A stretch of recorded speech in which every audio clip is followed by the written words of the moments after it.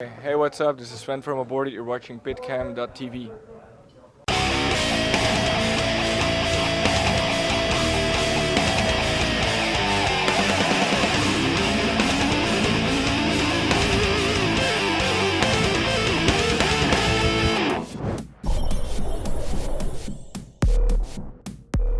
Hello. I am Armin for PitCam TV, and I'm here with Sven from Aborted. How are you feeling? Not too bad, not too bad. Excited to finally start the tour. We've been practicing for the last couple of days, so. Okay, I was just going to ask that. So your tour is going to kick off today in Berlin, Germany. Are you energized? Are you prepared? Yeah, of course. We've been looking forward to this tour for a while, so we're happy to be here. Okay, good to hear. Your latest album, Global Flatline, is out for almost exactly 1 year now. How's the reaction? Pretty good, we can't complain. I mean, we've gotten great response from the fans so far, so we're happy. So what do the critics say?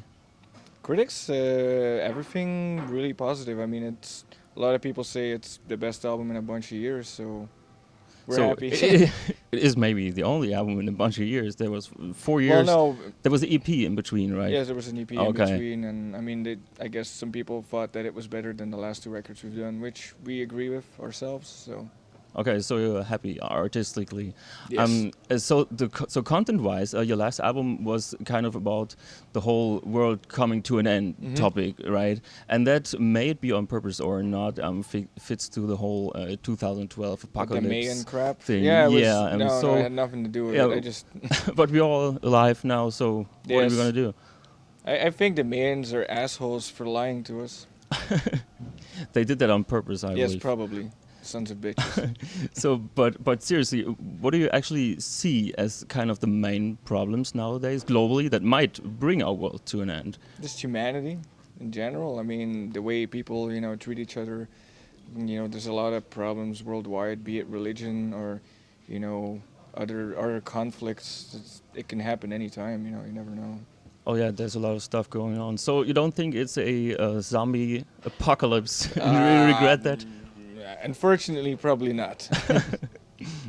So there is on your album cover a zombie holding a Christian cross. Is that a serious reference or just for fun?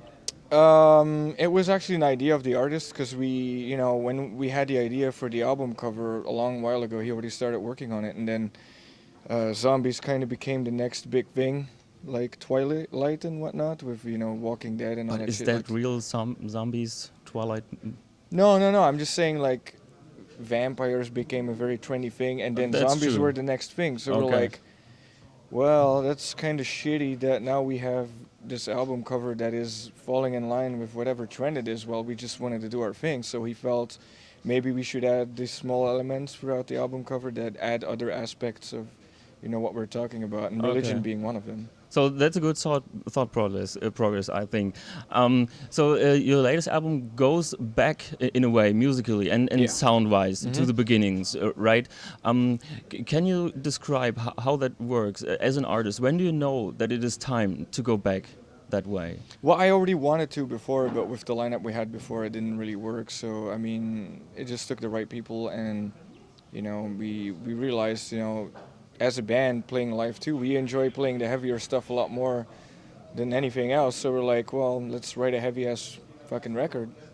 And do you kind of look back at your own history and development? Is it a kind of a conscious decision that you make to go back, or comes it just naturally from the heart? It's both, naturally, because we enjoy playing it most, and conscious, because it's exactly what we wanted to do. Okay, so you have guest musicians also, who, by the way, totally kick ass. I think they make it special.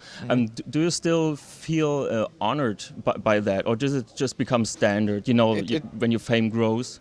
It's not really standard to us, because really all the guests on the album are close friends. So we didn't just pick people from big bands or whatever. We just we're like. I was on the Benighted record, he's on ours. We toured together a lot, we're close friends, so we toured with Black Dahlia as well, and Rotten Sound. We've known those guys since 2001, so it was just cool to have a bunch of friends add their own touch to our last album. Okay, And talking about fame, you're one of those European death metal bands that actually tour the US, that tour North America. I mean, there are a lot of bands out there, of course, but it's maybe not the easiest thing to achieve. No. How do you feel about that? Was it difficult for you? It was and it still is, because the US market is pretty hard. We did a few tours in the past, and then I believe 2008 was the last time we went, and we went back last year, so there was a gap of 4 years where we didn't go. So you see when you go back that actually there's a lot of people excited that you're finally coming back, and on the other hand you notice that there's a drop in popularity because you haven't been there for so long. Yeah, obviously. So it's both sides, but we're going back again in May, so we're excited about that. Okay, so now that the world did not come to an end, what are your plans, except from touring the US for the year? Making the world come to an end, perhaps. How are you going to do that? That is for me to know and you to find out. No, I don't know. We were just going to tour and then just, try to enjoy ourselves, have fun, write some new stuff. Okay, so finally, what are your last words for the fans out there? Well, keep supporting underground death metal and shit. It's not easy for bands to keep going and doing what they're doing, so come out to the shows and support the bands, and that's all I can say. Keep it metal. All right, nothing to add here. I am Armin for PitCam TV, signing out.